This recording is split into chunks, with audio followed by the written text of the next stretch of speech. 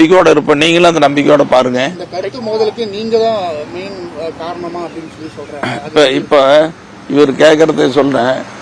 ஒரு விஷம் இருக்குதில்ல, அதை கொண்டு வந்து அவர் கையில கொடுங்க, இல்லைன்னா ஒரு கத்தியில கொடுங்க, அவர் என்ன குத்தி கொலை பண்ணிட்டோம். இது எவ்வளவு மோசமான கேள்வி.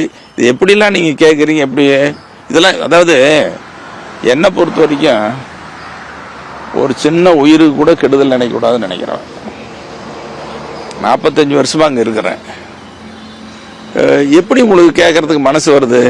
நீங்க 45 வருஷத்துல எங்க கட்சி சாதாரண தொண்டன்ல இருந்து, எங்க கட்சிக்காரங்கள்ல இருந்து, அல்லது எங்க கட்சிக்கு அப்பாற்பட்டவங்கள்ல இருந்து, ஊடகத்துல இருந்து ஜி.கே. மணி அப்படி தவறு பண்ணோன்னா ஐயோக்கு நான் என்னைக்காவது ஒரு கேள்வி யாரையாவது மனசாட்சியை தொட்டு சொல்லுங்க. உங்க மனசாட்சியை தொட்டு சொல்லுங்க. நீங்க இந்த கேள்வி கேட்குறீங்களே, உங்க மனசாட்சியை தொட்டு ஜி.கே. மணி இப்படி செய்வானா, அப்படி பேசுவானா நினைச்சு பாருங்க. அப்படி கேட்பனா நானு? அப்படி செய்வேனா? அப்படி சரி, அப்படி இல்ல நீங்க நினைக்கிறதுக்கு அப்படின்னு சொன்னா நான் பாட்டாளி மக்கள் கட்சியில வன்னியர் சங்கத்தில் இத்தனை வருஷம் இருக்க வேண்டிய அவசியமே இல்லையே.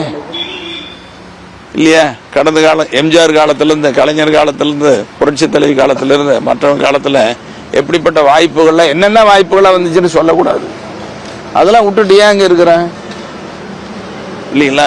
ரெண்டு பேரும் சந்தித்து விரைவில் பேசுறதுக்கு வாய்ப்பு இருக்கா? கட்டாயம் மிக விரைவில் சந்திப்பாங்கிற நம்பிக்கையோட இருக்கு. அதுக்கு தீவிரமான முயற்சியில் இறங்கிட்டு இருக்கிறோம். ஆனா இதுக்கு காரணங்கன்னு சொல்ல தயவு செய்து உங்களை ரொம்ப மன்றாடி கேட்டுக்கிறேன், இந்த மாதிரி வார்த்தைகளை பயன்படுத்தாதீங்க, இந்த செய்தி வெளியிடாது. நல்லது சொல்லுங்களா?